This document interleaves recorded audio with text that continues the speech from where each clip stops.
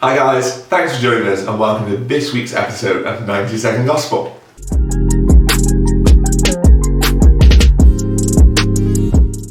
So this Sunday's Gospel comes from Mark's Gospel, chapter 4.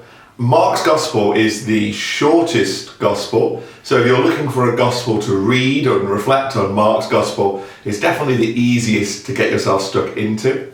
But this Sunday is the 12th Sunday in Ordinary Time, Mark's Gospel, chapter 4. So if you want to give that a read before we unpack it, then please do.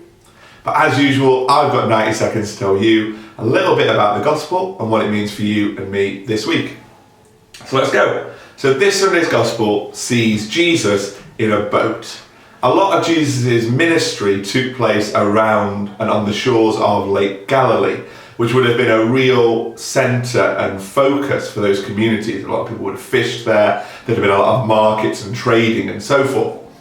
So Jesus goes onto the boat with his disciples, and while they are on the lake, a storm rages. And you can imagine the boat being tossed around, the waves being really dangerous and scary. The disciples are all afraid, and Jesus is asleep. And they go and wake him in a state of panic. And Jesus gets up and rebukes the storm. So he calms the storm. He tells the storm to stop tossing the boat around. He tells the storm to be calm, and it does. And the disciples are amazed. And Jesus challenges them and says, "You should have faith in me."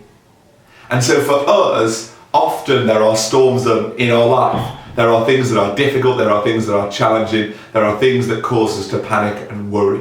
But in this Sunday's Gospel, Jesus shows us his power. He shows us that he can conquer those storms, but that we must place our faith in him. And when we do that, Jesus will help us deal with those difficult moments in life. All we have to do is put our trust in him. So this week, focus on that. How do you trust in God? What are the worries and doubts in your life? And how can you hand them over to Jesus and trust that he will deal with them? I hope you have a great week. I'll see you again soon. Goodbye.